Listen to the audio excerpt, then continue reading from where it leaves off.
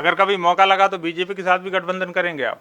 उसके साथ तो नहीं करेंगे, बीजेपी के साथ। उसको तो देश को खत्म कर दिया है, ऐसे आदमी के साथ क्या करना है। वो तो आदमी ही नहीं रहा ना। अभी बीजेपी भूतों की पार्टी बन गई है, पलितों की पार्टी बन गई है, लूट वाली पार्टी बन गई है, झूठ वाली पार्टी बन गई। उसके साथ क्या गठबंधन करना। नमस्कार दोस्तों, आज हम पहुंचे हैं भरूच जिले के झगड़िया, जहां एक जानी मानी शख्सियत से आज हम मिलेंगे।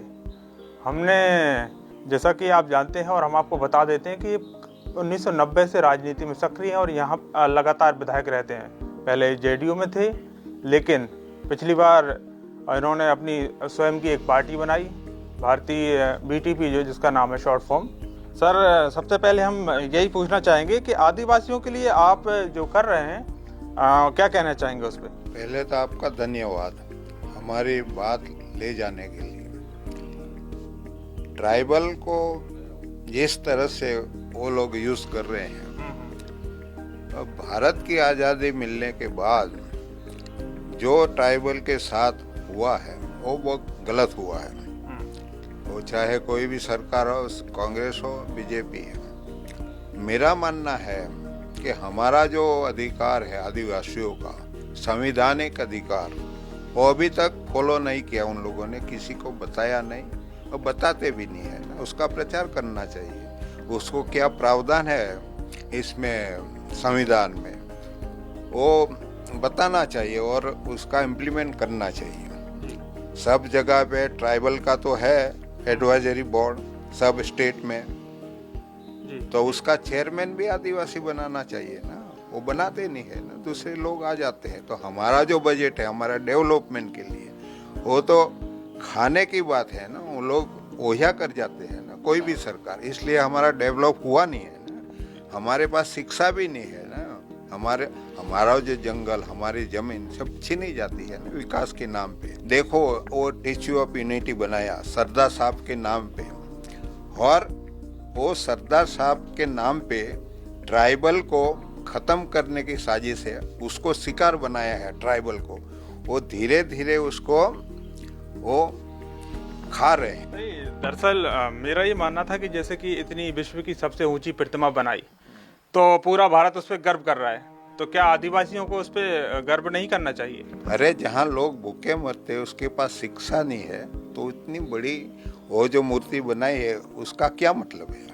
आदमी शिक्षा में आना चाहिए, उसको जानकारी मिलनी चाहिए, उसका जमीन रहना चाहिए। इतनी बड़ी मूर्ति बना के उसका शोषण करने की बात जो कर रहे हैं, वो कैसे चल सकता है मेरे।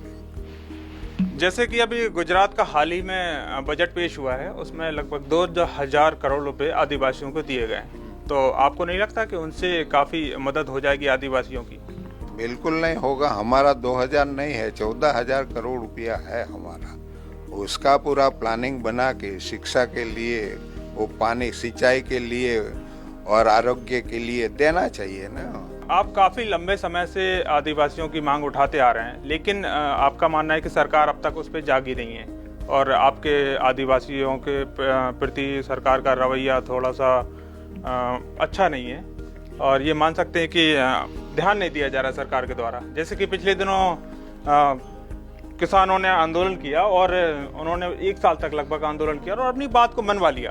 तो क्या आप मानते हैं कि कहीं ना कहीं ये सरकार तक आपकी बात पहुंचाने में कुछ इस तरह का देरी हो रही है, या ठीक उसका नहीं, वो नहीं है? वो सरकार सब कुछ जानती है।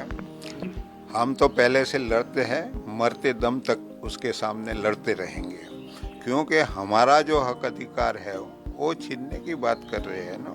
वो दबाने की बात है ना, दबा रहे हैं ना। अभी हमारे लोगों को ही गुलाम बनाया है इसमें। हमारा बजट खाने के लिए, हमारा जमीन छीनने के लिए, हमारी शिक्षा दूर, हम शिक्षा से वंचित रखने के लिए, वो तो सब एजेंडा उन लोगों ने बनाया है ना कि ट्राइबल को ही खत्म करो। अभी सब खंजर आने वाले हो कंपनियां, दूसरी जमीन तो है नहीं, ट्राइबल एरिया है, जंगल एरिया, इसमें डालने की बात है विकास के नाम पे। वो कॉरिडोर बनाने की बात करते हैं। हमारा कोई उद्योगपति है यहाँ का कोई, तो उसको देने की बात कर रहे हैं। हाँ, उसको देना चाहिए ना। उसका डेवलप तो वो कर सकते हैं यहाँ के लोग, तो उसको क्यों नहीं देते हैं। और देश का डेवलप करने की बात कर रहे हैं। अभी वो गुजरात का जो बजट है जो पहले था उसका 40% कम है। अभी आबादी बढ़ी है, उसकी डिमांड बढ़ी है, तो कम क्यों करते हैं? क्योंकि वो पैसा लेकर चले जाते हैं, सब हमारा ही बजट खाते हैं ना। एक राजनीतिक सवाल मैं पूछ लेता हूँ कि जैसे कि अभी आपने AIMM से गठबंधन किया, तो क्या आप मानते हैं कि भविष्य में इस तरह के गठबंधन से आपकी पार्टी को कुछ फायदे होंगे, और क्या आप देखते हैं भविष्य? इसमें तो क्या कि जिसका वोट है उसको पार्टी बनाना चाहिए।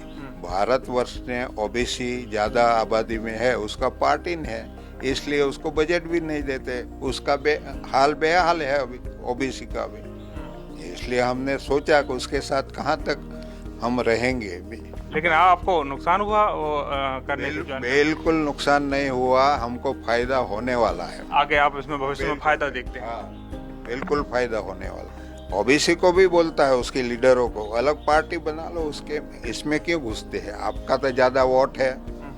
अगर ओबीसी अलग पार्टी बना लेती है, वो लोग लघुमती लोग अलग बना लेते हैं, तो जो पार्टी है ना कांग्रेस बीजेपी के पास, उसके पास तो खाली डब्बा ही रह जाएगा। हाँ, अभी हाल में जैसे कि रूस और यूक्रेन का युद्ध छिड़ा हुआ है, आप जानते हैं, सभी जानते हैं। तो भारत के लिए उसमें नुकसान ये कि हमारे भारतीय स्टूडेंट कुछ फंसे हुए हैं, कुछ बाहर निकल के दूसरे देशों की सीमाओं में आ रहे हैं। बहुत बड़ा ऑपरेशन गंगा चलाया जा रहा है, ऐसा बीजेपी कह रही है।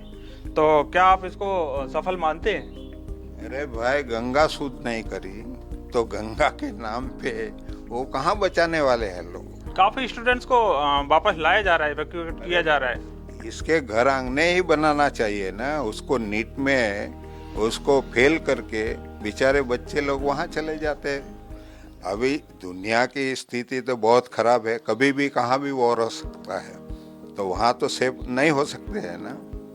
पहले थी, उसको तो पता था, पूरी दुनिया जानती थी कि भाई युद्ध होने वाला है। वो तो रसिया ने बता दिया था कि हम इस पर हमला करने वाले हैं। हाँ, तो निकाल लेना चाहिए ना। अभी फूल देकर क्या करने वाले? उसका जान चला जाता है, तो फूल देकर जान थोड़ी आती है। नहीं, इस तरह का अंदेशा था पहले। सभी लोग कयास लगा रहे थे कि लग रहा था कि युद्ध नहीं होगा, जिस तरह से अमेरिका के बयान आ रहे थे। लेकिन एकदम से हुआ, तो अब जैसे तेजी बढ़ाई गई है, तो आपको सरकार की तारीफ करना चाहिए। उसकी क्या तारीफ करने को? मजबूर बनाते हैं लोगों को, लड़के लोगों को बाहर शिक्षा लेने के लिए। यहाँ ही बनाना चाहिए ना। प्रोफेसर नहीं हो तो बाहर से ला के पढ़ाना चाहिए ना, इंफ्रास्ट्रक्चर बना देना चाहिए। क्यों बाहर भेजते हैं? आखिरी सवाल ये है कि जैसे कि अभी आप सिर्फ आदिवासियों की बात करते हैं, मैं पूछना चाहता हूं कि आप भविष्य में अपनी पार्टी का विस्तार किस तरह से देखते हैं पूरे देश में? जैसा कि अभी आपका फोकस आदिवासियों पे है, चाहे वो मध्य प्रदेश के हों, छत्तीसगढ़ के हों, गुजरात के हों या राजस्थान के हों, कहीं के भी हों। लेकिन इसके अलावा हम आपसे ये जानना चाहते हैं कि आप आदिवासियों के अलावा भी, जैसे कि ST/SC वर्ग होता है शहरों में भी, एक तरह से देखा जाए तो वो भी शोषित है, परेशान है, तो उनके लिए आप कुछ भविष्य में करना चाहेंगे? थोड़ा अपने बताइए। मैं लड़ता भी हूँ और लड़ूंगा भी इसके लिए। और जो क्या बताए, पार्टी का तो विस्तार हो जाने वाला, मैं नहीं करने वाला हूँ, लोग खुद कर लेंगे, इतना उसका व्याप हो जाएगा। आप उसको स्वयं करेंगे कि इस तरह से जैसे गठबंधन किया, गठबंधन को बढ़ाते जाएंगे? देखते हैं, जैसा समय आता है, कोई एरिया कैसा बनता है, वहाँ कौन काम करता है, इस पर हम सोचेंगे। अगर कभी मौका लगा तो बीजेपी के साथ भी गठबंधन करेंगे आप? उसके साथ तो नहीं करेंगे, बीजेपी के साथ उसको तो देश को खत्म कर दिया है, ऐसे आदमी के साथ क्या करना है? वो तो आदमी ही नहीं रहा ना। अभी बीजेपी भूतों की पार्टी बन गई है, पलितों की पार्टी बन गई है, लूट वाली पार्टी बन गई है, झूठ वाली पार्टी बन गई, उसके साथ क्या गठबंधन करें? बहुत बहुत धन्यवाद, आपने काफ़ी बेबाकी से अपने सवालों के जवाब दिए, और हम आपसे आगे भी मिलते रहेंगे, इस तरह से चर्चा करते रहेंगे। हाँ, मैं आखिरी मेरा सवाल है, आपके पास समय नहीं है इसलिए जल्दी से आंसर दे सकते हैं कि आगामी जो दिसंबर में चुनाव होने वाले हैं गुजरात में, विधानसभा चुनाव, तो उनमें किस तरह की क्या तैयारियां आपकी हैं? तैयारी तो कर लेंगे, ऐसे थोड़ी छोड़ेंगे उसको, ऐसे थोड़ी राज कर देंगे।